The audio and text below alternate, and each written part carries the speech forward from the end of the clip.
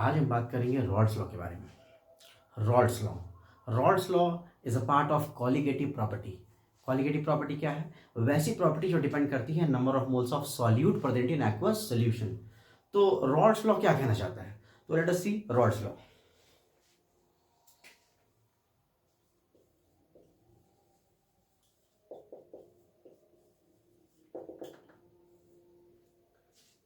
Rawls law ये कहता है that when a non volatile solute, non volatile solute का मतलब क्या कि वैसा सॉल्यूट जिसको अगर पानी में या किसी सॉल्वेंट में डालेंगे तो वो उसके साथ रिएक्ट नहीं करेगा, जैसे कि शुगर इन वाटर, जैसे सॉल्ट इन वाटर, जैसे ग्लूकोज इन वाटर, है ना। When a non-volatile solute is added to a pure solvent, then the vapor pressure of resultant solution decreases. So Raws law says that according to this law,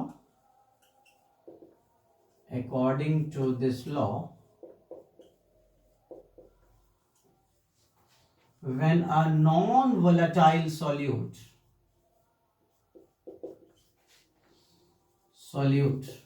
is added to a pure solvent,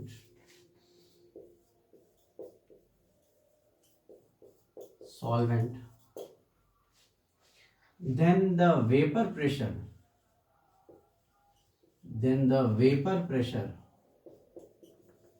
of resultant solution decreases.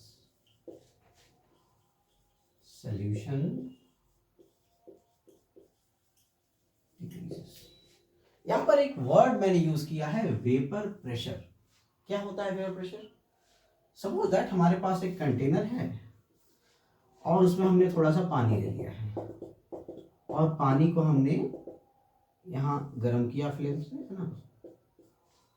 थोड़ी देर बाद क्या होगा कि जब पानी गर्म होगा तो ये बॉटम में बबल्स बनने शुरू हो जाएंगे, ऐसे टाइनी बबल्स बनने शुरू हो जाएंगे।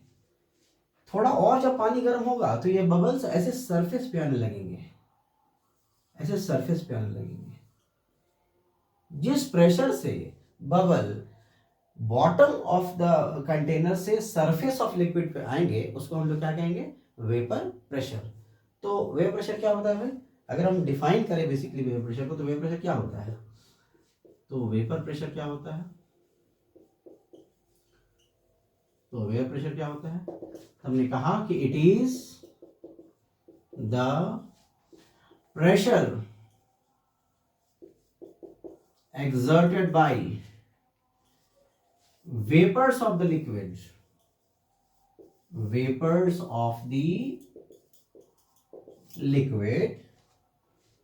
to the surface of liquid at constant temperature.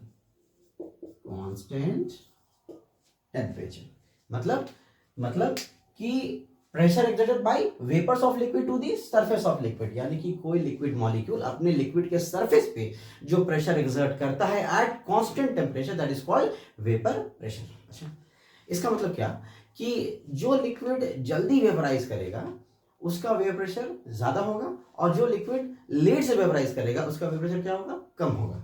इसका मतलब ये कि वेपर प्रेशर जो है, वेपर प्रेशर ये इनवर्सली प्रोपोर्शनल है intermolecular forces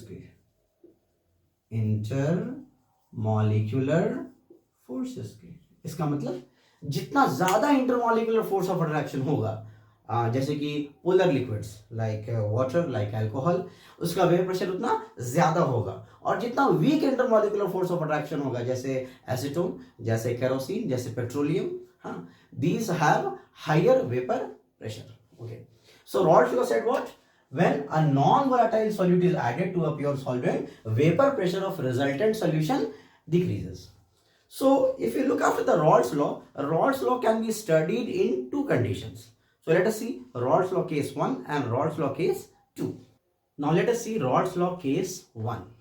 If we talk about Raws law case 1, the Raws law case 1 says that when a non-volatile solute is added to a volatile solvent, then the vapor pressure of solution is directly proportional to mole fraction of solvent.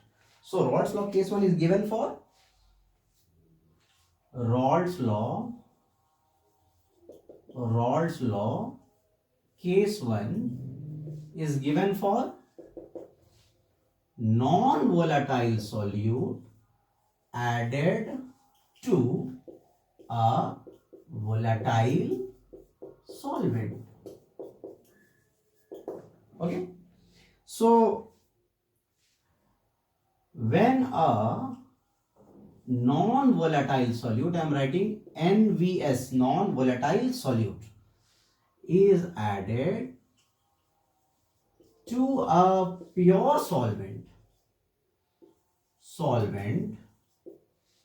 which is a volatile solvent, then the vapor pressure of solution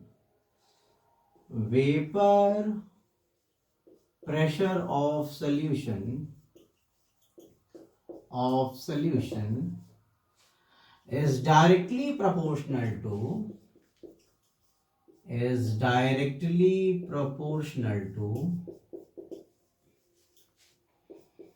mole fraction of solvent.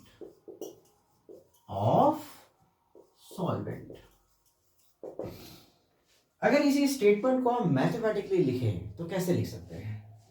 Mathematically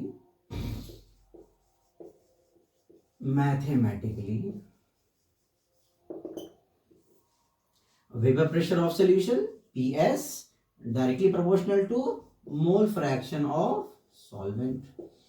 To remove this proportionality sign, what we add? We add a constant. The constant is P naught into X solvent. What is P naught here? P naught is the vapor pressure of pure solvent. So we know that कि mole fraction of solute plus mole fraction of solvent is equals to 1. So in place of mole fraction of solvent, what we can write? We can write 1 minus mole fraction of solute. Yes.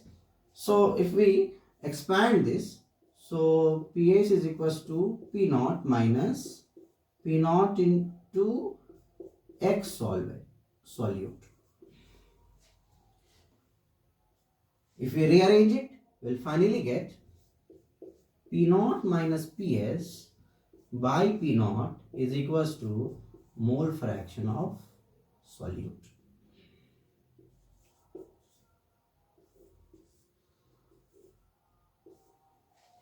Here, P naught minus PS by P naught is called relative lowering in vapor pressure. So, according to Rod's law case 1, what we have concluded? That relative lowering in vapor pressure P naught minus PS by P naught is equals to mole fraction of solute. But we know that mole fraction of solute can be written in different way. How it can be written?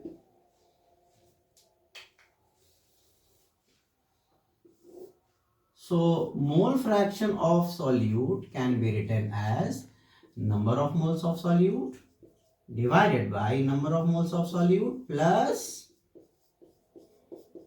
number of moles of solvent.